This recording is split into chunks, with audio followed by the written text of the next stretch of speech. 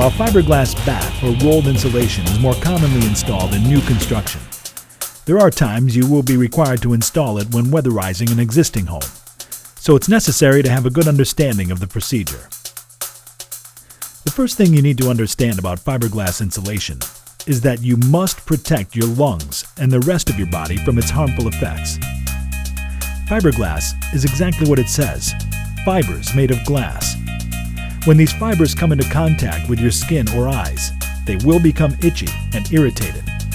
When these fibers are inhaled, they can irritate the lungs, and they can get embedded in the tissue of the lungs and remain there. It only takes a few minutes to protect yourself from the harmful effects of fiberglass. Fiberglass insulation will typically be installed in exterior walls, overhead in unconditioned spaces, such as a garage ceiling that is beneath the conditioned space of the house, and in an unconditioned attic's floor space, which is directly over the ceiling of the conditioned space of the home. Essentially, the same set of tools is needed for all these installations.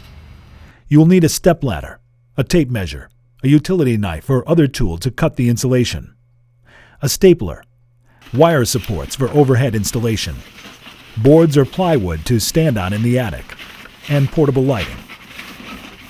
Wherever you are installing the fiberglass insulation, certain work procedures will hold true for each. If the insulation is faced with paper or foil on one side, that side will always face the conditioned space. The insulation will be ordered by the auditor to match the size of the space it will be installed in. Pull the fibers of the insulation to make sure that it fills the entire depth of the space. Remember that fiberglass insulation loses R value when it is compressed. Install the insulation so that when one piece butts up against another, there's no space between them. Also, fill all spaces carefully, even if it means cutting a piece of only a few inches. Keep safety in mind at all times. Use safe work practices when using ladders.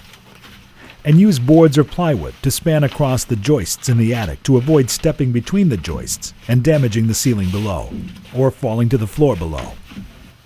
The insulation will sometimes need to be secured so that it does not move from its intended location. This may be done with a stapler, or with a wire support or other type of support for overhead applications.